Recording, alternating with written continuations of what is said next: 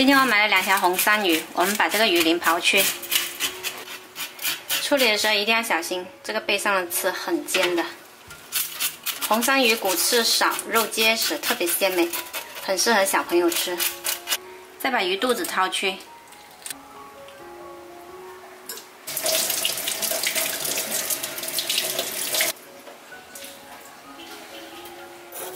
做红鳝鱼呢，我们一般都会用粗盐先腌制一下，腌它1个小时。用粗盐腌制吃起来会更香。然后我们来切一些蒜片跟姜丝，葱切成葱段，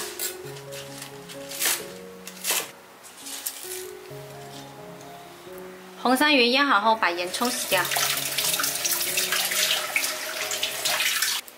可以自然晾干，也可以用厨房纸巾擦干水分，这样煎的时候才不会溅油。接着我们来起锅热油，油温热了，把鱼放进来煎到2面金黄。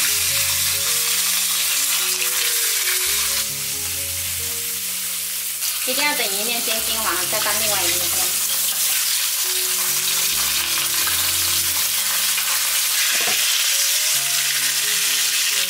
煎好了之后，把姜蒜放进来炒香。接着倒入葱段，再淋上生抽，干煎一会儿，煎到生抽收干就可以出锅了。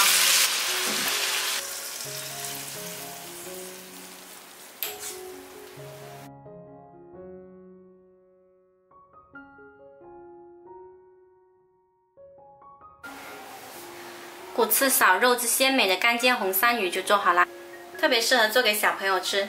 喜欢的朋友可以收藏起来试一下。我是小坏，喜欢我的视频记得关注我哦。